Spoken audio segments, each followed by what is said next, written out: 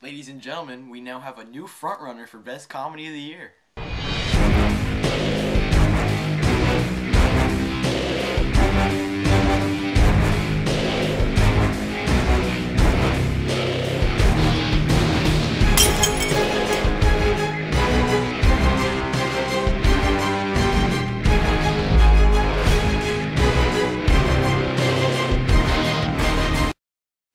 What's up, YouTube? I just got back from the midnight showing of Horrible Bosses, so I'm a little tired, so please excuse me if I seem a little bit out of it. Alright, so I was super excited to see this movie. It looks hilarious. Everything about it looked funny. Unlike Bad Teacher, it looked like it would actually deliver some good jokes, and I was completely right. This movie is flat out hilarious. The basic concept of this movie is very simple. There's three guys, three best friends. They all hate their bosses. And they have good reasons to hate their bosses. So they come up with this great idea to one day they say, hey, let's kill our bosses. And really, you agree with them because they're bosses. They're a-holes. They are huge a-holes.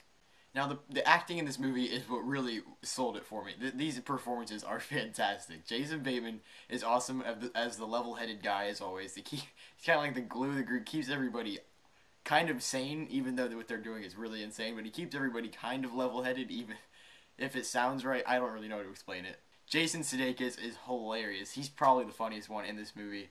He's just sometimes he's like serious, and sometimes you just think he's retarded, and he is great to play off of Charlie Day.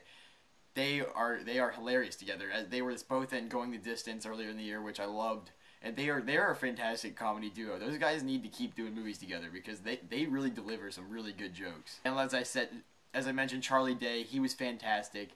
He delivers some of the funniest scenes in this movie, some of the most memorable scenes for sure. He was really funny. Now on to the bosses. Jason Bateman's boss is played by Kevin Spacey, who plays a great villain. This is like this could be nominated for best performance because he is such a jerk in this movie. You really want this guy to die. He should have been like this in Superman whenever he played Lex Luthor. He should have been this evil. He was so evil in this movie.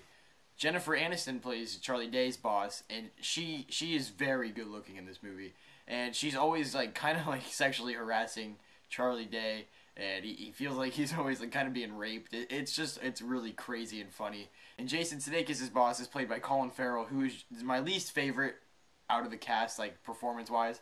But he is another complete jerk. He's just strange, weird. He's addicted to cocaine. He's just a guy you really don't like. All these bosses have a good reason to bite the big one, and you really root for these guys to come up successful. Jamie Foxx is also in this movie as a supporting role. He's like their murder consultant. He is fantastic. His name is great. I'm not gonna say his name, but he is very funny. Honestly, I had a fantastic time with this film.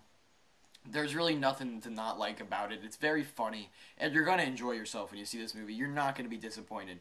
Hangover is in the past now, and this is gonna be the new movie that everybody looks at this year, like Hangover was 2 years ago. I'm gonna give this movie a 9 out of 10. Fantastic. I enjoyed this movie a lot. I have no really complaints with it. I mean, it's a comedy, a very funny one at that, the best of the year.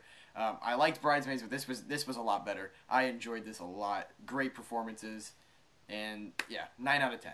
Go see this movie. You're going to enjoy yourself. Don't miss this one. Please don't skip this movie. It's not Bad Teacher. It's not going to bore you. This is a good comedy. Everybody needs to see it. So that's it for my review, guys. If you like the video, please rate, comment, and subscribe. Subscribing really does help a lot. And as always, stay classy, YouTube.